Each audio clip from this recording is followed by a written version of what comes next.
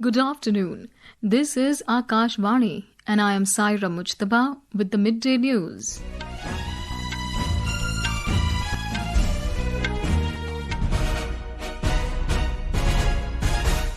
The headlines.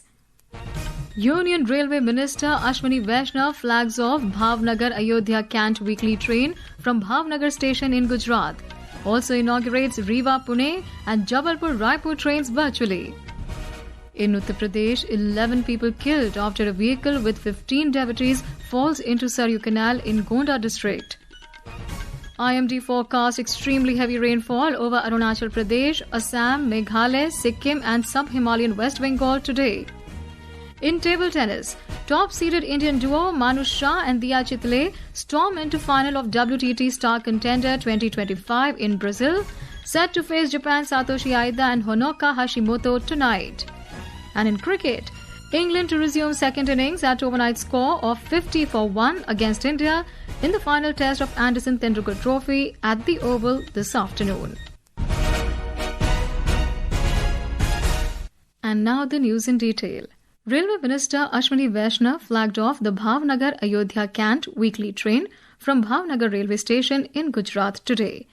The minister also virtually inaugurated two other trains between Rewa and Pune and Jabalpur and Raipur.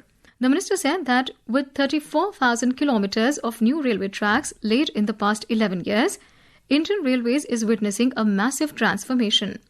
Addressing the gathering at Bhavnagar railway station, he reaffirmed the commitment of the government to developing, modernizing and expanding the railway network and ensuring safety and cleanliness in railways.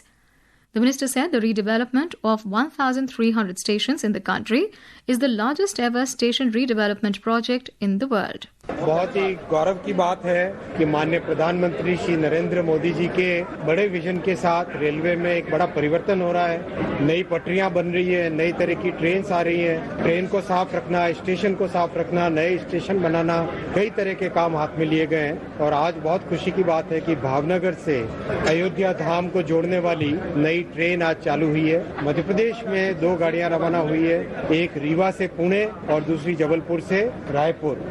Union Ministers Mansukh Mandviya and Nimuben Bambhania were also present on the occasion. Madhya Pradesh Chief Minister Mohan Yadav and Chhattisgarh Chief Minister Vishnu Devsai participated in the program virtually. On the occasion, the Railway Minister also made a slew of announcements for Gujarat. A report.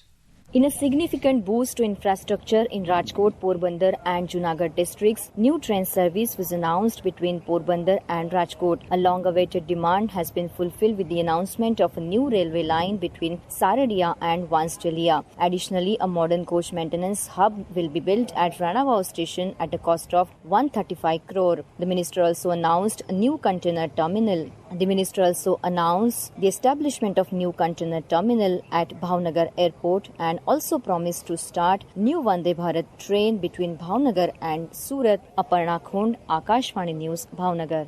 In Uttar Pradesh, at least 11 people lost their lives and 4 others were injured in a road accident in Gonda this morning. According to the police, a bolero carrying 15 devotees on their way to the Prithvinath temple went out of control and fell into a canal near the Saryu canal bridge in Rera village along the Parasarai-Alawal-Devariya road.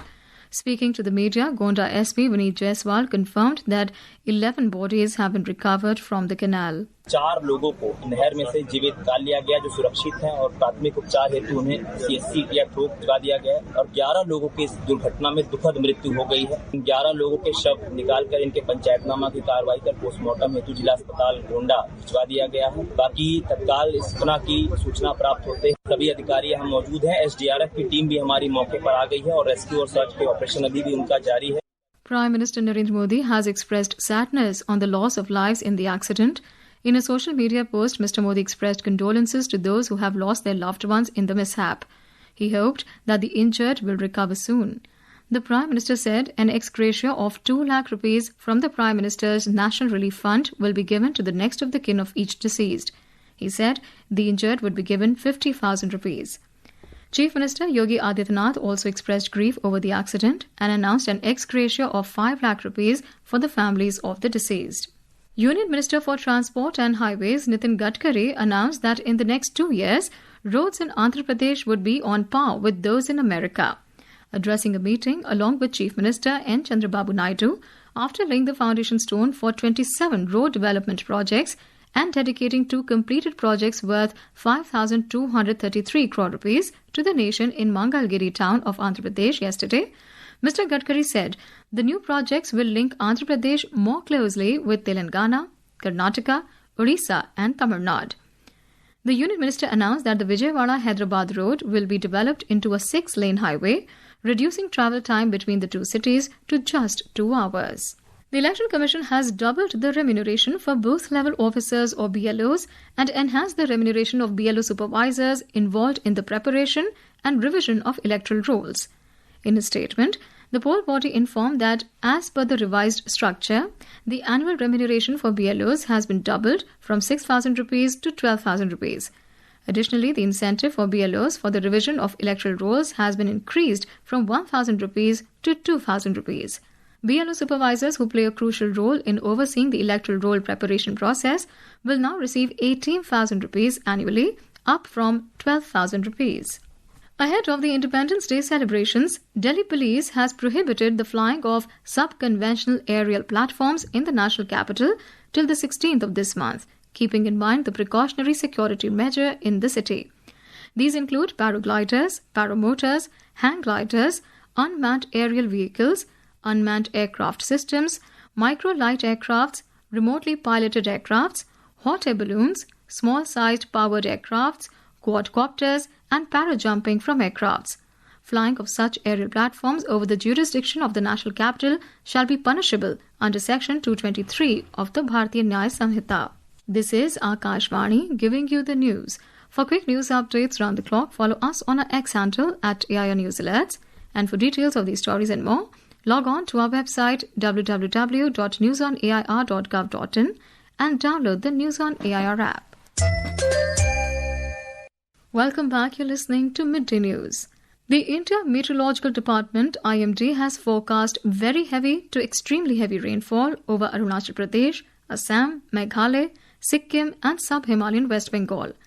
The IMD has also predicted heavy to very heavy rainfall in Bihar, East UP, Kerala, Mahe, Tamil Nadu, Puducherry and Karaikal during the day. An orange alert has been issued for several districts in Gujarat, Kerala and Uttarakhand. Meanwhile, monsoon rains continue intermittently across most parts of Himachal Pradesh, including capital Shimla. A yellow alert has been issued for heavy rainfall today in the districts of Shimla, Solan and Sirmaur. More from our correspondent. In the tribal district of Lahaul Spiti in Himachal Pradesh, a flash flood in the Dared stream of Udaipur subdivision has washed away the only bridge connecting Udaipur Tindi Pangi Kilad, completely cutting off road connectivity. Meanwhile, in Chadi Panchayat of Chamba district, a landslide has damaged the building of a local health center and also posed a threat to around 40 families residing in a village below. According to the State Emergency Operations Center, 2 national highways and 305 link roads across the state remain closed to traffic due to heavy rainfall and landslides. Ritesh Kapoor, Akashvani News, Shimla. In some international news, in Japan, the Indian pavilion titled Bharat Mandap at the World Expo 2025, being held in Osaka, attracted over 20,000 visitors yesterday as people came to witness the richness of India's cultural heritage and handicrafts. Other attractions at the expo included Chandrayaan Zone, showcasing India's pioneering achievements in space exploration and its lunar missions. The One District, One Product Zone showcased walnut wood carving from Jammu and Kashmir and Tarakashi art from Odisha. This showcases India's soft power, leaving its footprints across the multipolar world. The expo has drawn participation from over 160 countries and 9 international organizations. Afghan citizens living in Pakistan's northwestern Khyber Pakhtunkhwa province have been directed to leave the country without delay as their proof of registration cards expired on 30th of June. The Home Department of the Khyber Pakhtunkhwa government issued a notification on Friday urging all Afghan nationals residing in the province with proof of registration cards to return to Afghanistan in accordance with the guidelines from the Federal Ministry of Interior. A powerful 6.8 magnitude earthquake struck Russia's Kuril Islands this morning. The quake triggered a tsunami warning for parts of Russia's Kamchatka Peninsula. This is the second major earthquake near Russia in a week. On 30th of July, an 8.8 magnitude quake struck the region, followed by several strong aftershocks. Just hours before the latest tremor, the Krasheninskov volcano in Kamchatka erupted for the first time in 600 years. According to Olga Gerina, head of the Kamchatka Volcanic Eruption Response Team, the eruption may be linked to the earlier earthquake which had triggered tsunami warnings as far as the French Polynesia and Chile. The death toll from the partial collapse at Chile's El Teniente copper mine has risen to 2 after human remains were found during the ongoing search efforts for 5 trapped workers. The discovery comes days after the collapse, triggered by a seismic event on Thursday, trapped 6 workers more than 900 meters below ground at the world's largest underground copper mine. One miner was previously confirmed dead, halting operations at the century-old mine. Chile is the world's largest copper producer, generating about 5.3 million tons in 2024. Chile's mining industry is considered one of the safest globally. The country, however, lies along the earthquake-prone Pacific Ring of Fire. On to the world of sports now.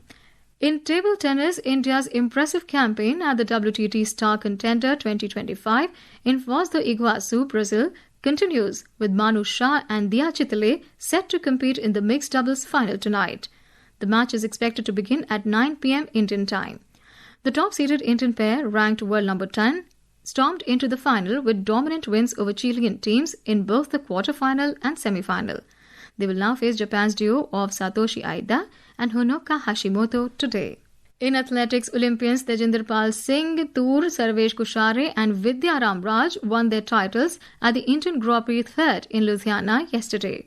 A report. Tejinder Pal dominated the men's shot put with a throw of 18.93 meter, ahead of Iqbal Singh Chahal 17.46 meter and Sahib Singh 17.25 meter. He holds the national record of 21.49 meter, which was also the Asian record for almost 3 years. In the men's high jump, Sarvesh Kushare cleared 2.23 meter to win, being the only athlete to jump over 2 meters. He recently beat the national record holder at the Indian Open meet in Bengaluru with a 2.21 meter effort. In the women's 400 meters hurdle, Vidya Ramraj clinched victory with a time of 1 minute 1.01 seconds. She had earlier equaled the national record during the 2023 Asian Games. Momi Jana secured second place, while Alina Varghese came in third. In the men's javelin throw, Yashveer Singh took first place with 77.79 meter, followed by Manjinder Singh 71.1 meter and Gaurav Patel 70.36 meter. Yashasvi Kiryal, News Desk. And in cricket, all eyes are on the Oval in London today as day 4 of the 5th and final test between India and England gets underway, a day that could decide the fate of the Anderson-Tendulkar Trophy. With England leading the series 2-1, this match is India's last chance to level the series and avoid a series defeat on English soil. The hosts will resume their second innings at the score of 50-1, needing 324 more runs to chase down a steep target of 374 set by India. The match will begin at 3:30 p.m. Indian time. On day 3 yesterday, Zach Crawley was dismissed on the final ball by Mohammad Siraj, giving India a crucial breakthrough just before stumps. Ben Duckett remains at the crease as the match heads into a potentially defining 4th day. And now, before we end the bulletin, the headlines once again. Union Railway Minister Ashwini Vaishnaw flags off Bhavnagar-Ayodhya cantt weekly train from Bhavnagar station in Gujarat. Also inaugurates Rewa-Pune and Jabalpur-Raipur trains virtually. In UP, 11 people killed after a vehicle with 15 devotees falls into Saryu canal in Gonda district. In table tennis, top-seeded Indian duo Manush, Shah and Diya Chitale storm into final of WTT Star Contender 2025 in Brazil, set to face Japan's Satoshi Aida and Honoka Hashimoto tonight. And in cricket, England to resume second innings at overnight score of 50-1 against India in the final test of Anderson-Tendulkar Trophy at the Oval this afternoon. And with that, we end the Midday News.